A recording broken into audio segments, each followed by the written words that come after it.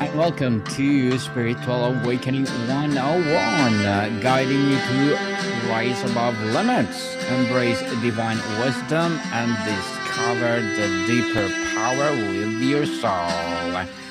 And today, wow, my co host, Miss Carol, can you please introduce yourself?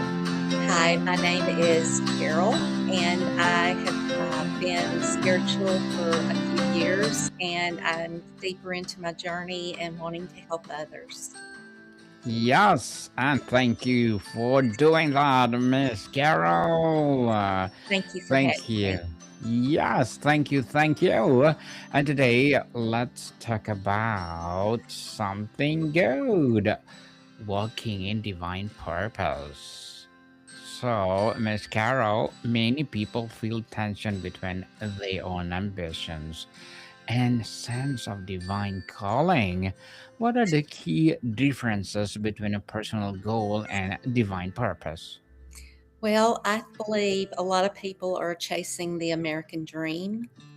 They are seeing to their business needs and trying to grow businesses.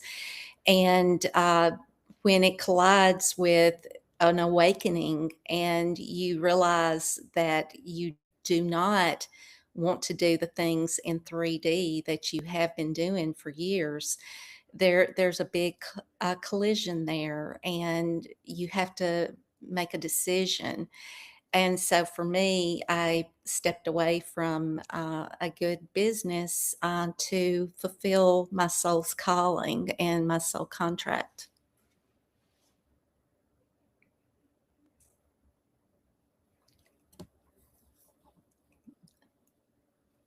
The volume.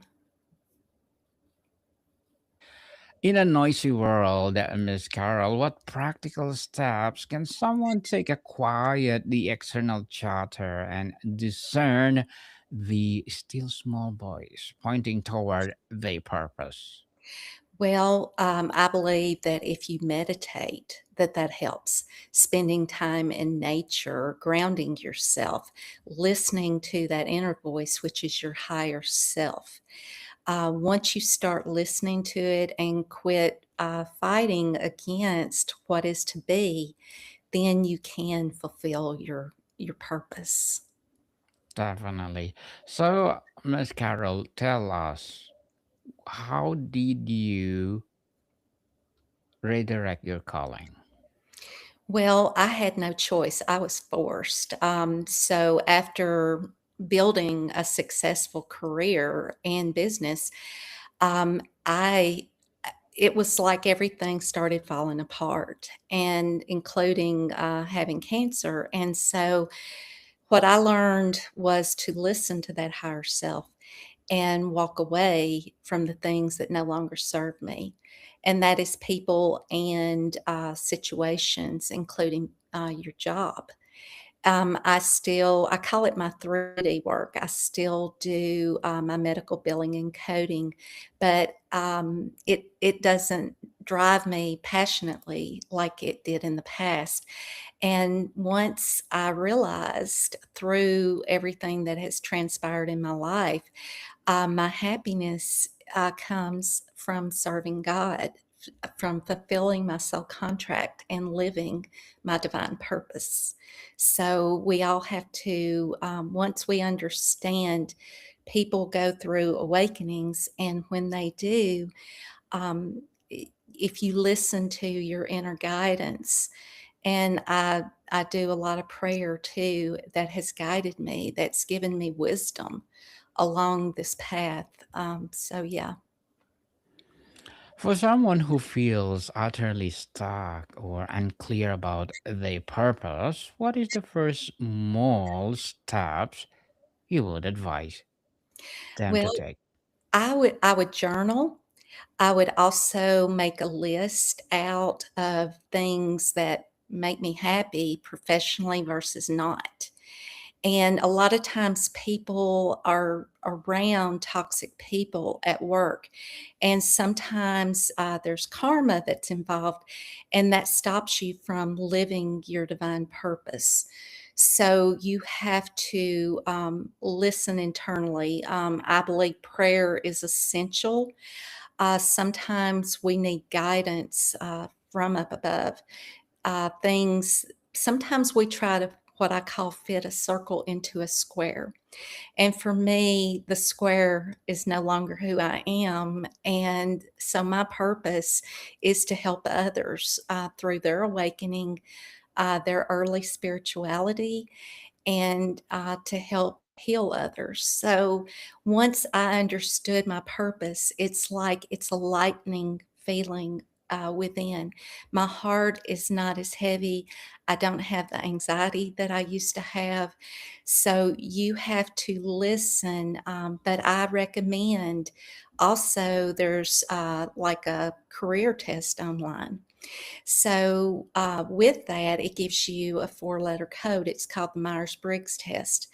And so sometimes that will guide you in the right direction. But what through retreats and through plant medicine, different things, it has brought me to where I am today. And so we all have, I believe, we all have soul contracts. So I am working to fulfill that. So that is part of my purpose for being here. On the journey and challenges, Miss Carol, the phrase walking in implies a journey, not a single event. How is your understanding of your own purpose evolve or change over time? Well, when I had my awakening in 2017, that's when I was very heavy into my business. And what I have discovered, it's kind of like being spoon fed. We receive bits and pieces along the way, and through events that I have went to, retreats and that kind of thing, I realized that I really wanted to do spiritual work, and eventually I hope to have a full business involving my spiritual work. Things that I used to wouldn't have been comfortable with. I wouldn't have at one time even thought about doing podcast. Um, I I authored 2 books and self-published them, and so things that I would was outside of my comfort zone, I allowed, each year I build on things. So, what I decided this year, I am pushing forward and starting to do more spiritual work. I'm doing vlogs on beginning spirituality to help people along the way, things that are outside my comfort zone. And I am now looking at doing workshops and other things coming out of my shell. I've always talked a lot, very talkative, but being in front of people wasn't always something I was comfortable with. So I recommend writing down, journaling. It may not come to you immediately. There's so many different paths out there spiritually. And what I decided I wanted to do, I had a list of about 40 things that interested me. And as a Virgo, I don't like to be a jack of all trades and master of none. So I am focusing my efforts on things that I believe I'm being guided to move towards and do to try to help others. And everyone has a purpose. It's a matter of is it different than what you saw your life being? Mine was, but being open to the guidance that you receive intuitively, that is a definite step that I highly recommend doing. God and Yeshua, our angels, our spirit team, they come through in moments when you're not listening to all the volume in the world. And sometimes when you're driving, you'll get downloads, and that's messages. It may be one or two words, but it will point you in the right direction. The big thing is listen to your intuition. We all have it. It's a matter of growing that and believing in yourself and knowing that messages are of God and in the light. How do you handle seasons where you are feel disconnected from the sense of purpose, where the path seems dark or the passion has faded? Well, I have been through definite dark steps. Dark night of the soul is horrendous, and there can be many, many nights of that. Um, for me, this time of year in the winter months tends to be harder. So sometimes I have to step away to allow myself more healing and coming back to where I need to be. So it's not always light all the time. There can be darkness. However, you don't choose to remain in that darkness. You walk into the light. And if you struggle with that, you ask God and your angels, Yeshua, divine, to come in.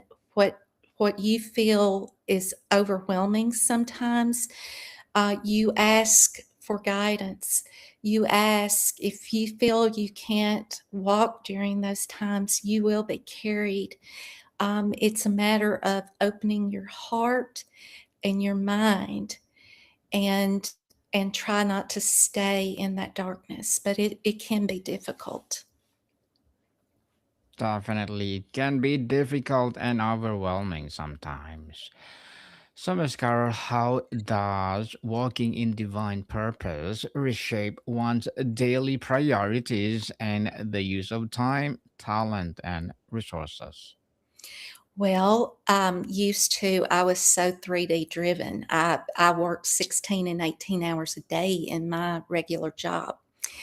And through this, I have basically done away with so much of it. And what I do is I'm making each day, there are two or three things that I try to get done each day. And it actually really helps. Resources online is so much. When I struggle, I use AI to help me know where I'm supposed to go next. I kind of have drafted out the things and I get reinvigorated when I come up with something new. So this workshop, it's like the words dropped in, and I know I'm supposed to do this next. So I've started working on PowerPoints to help that. I want to do a workshop on one of the things is sensuality and the divine feminine. So I love when I do find new things to do and I go for it. As a Virgo, we're very goal oriented. So, but sometimes you just have to allow yourself a little bit of time to step back. But use resources. There's people out there that may not be exactly as you are, but they will help you along your way.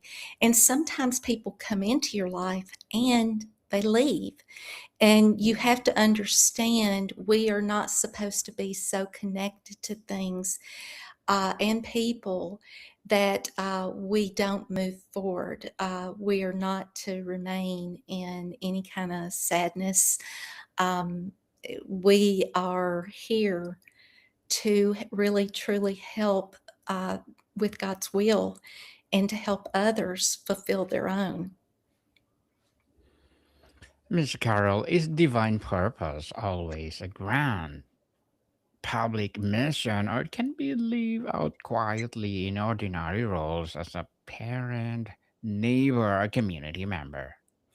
Well, sometimes you have to let those things come in and do. You have to step back.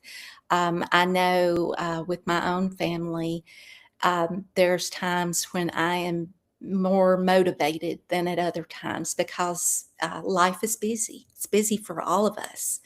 So I just recommend setting aside time. If you meditate, you may get messages on what you can do differently. I recommend listening to YouTube meditations to assist you on your journey. Yes, YouTube University people. And Miss Carol, how is walking in divine purpose connected to one's sense of identity and self worth? That is define you or flow from you already?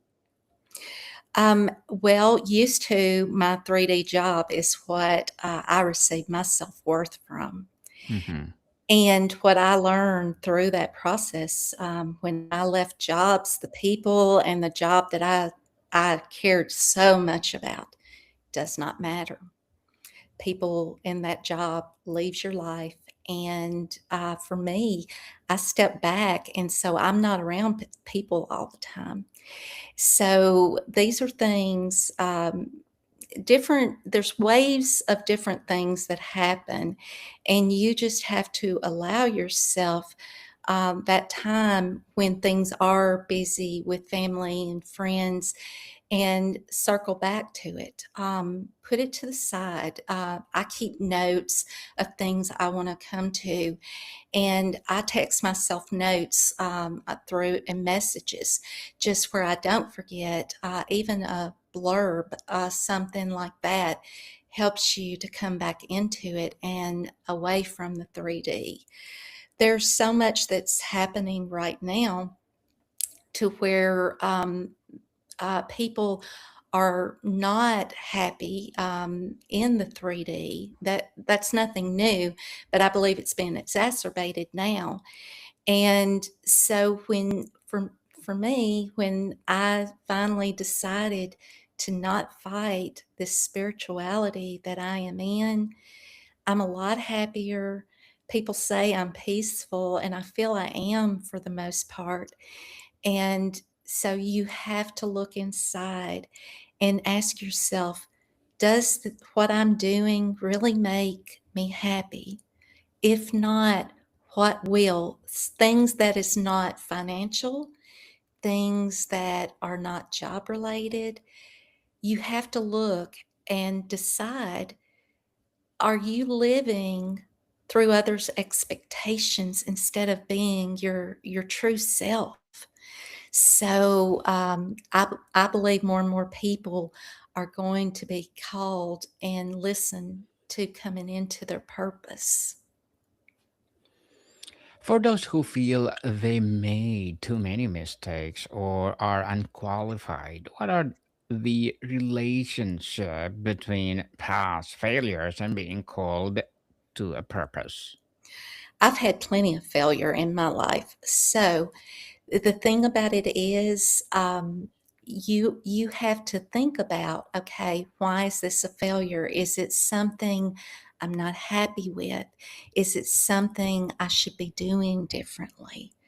So once you look at that and you can ask yourself different things and question, am I supposed to be not on a religious path, but on a spiritual? So many people are against a spiritual path. And if they will open their minds up and ask themselves, what am I supposed to be doing? And once I did that, it opened other doors and meeting other people to help me along my way. And what I say is this all evolves. It looks so different now than it did even a year or two ago. So be open and listen to that. Be open, and for sure you will be enlightened. What spiritual practices or disciplines have been most essential for you in staying connected to the source of your purpose?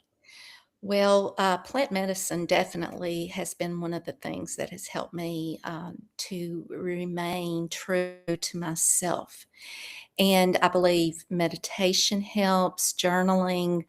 Um, when you meditate, sometimes you will realize certain things that we should be doing. So my purpose is to truly help others, and so I am truly on my way now to really developing ideas for that. Interesting.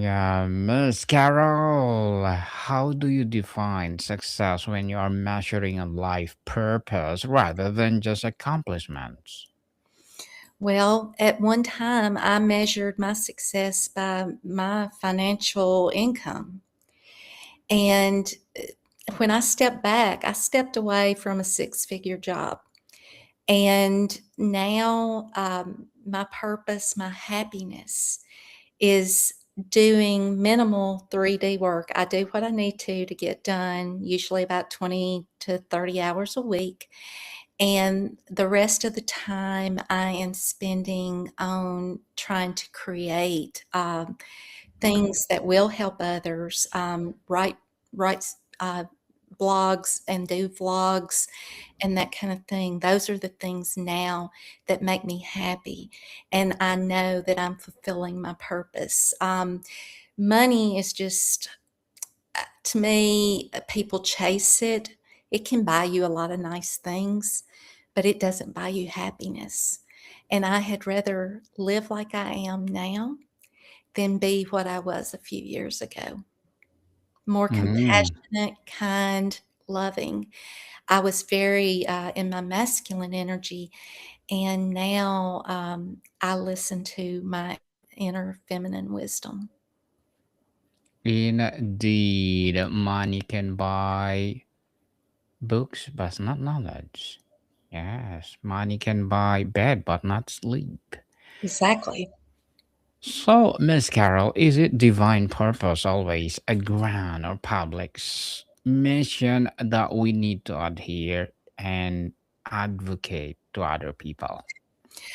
I believe for my case, yes, I want to encourage people to live their divine purpose. It doesn't come to you overnight. You have to work at it. But once you do find that, it changes your world. It lightens your load in many ways. For me, I became a better mother through this process. And now I'm a good, really good grandmother as well. So you have to look at what will make you happy in the long run. Because once I had cancer, and it's been 4 years now that I've had it, and that changed me as well. I realized then that living through 3D means doesn't matter. We're all here for a limited time here on this planet.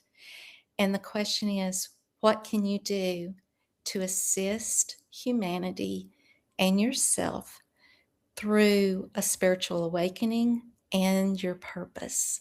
So look deep inside, feel in your heart. What what do I want to do rather than what I am doing? Because if you're truly doing something you love, it's not even work. It is living your purpose.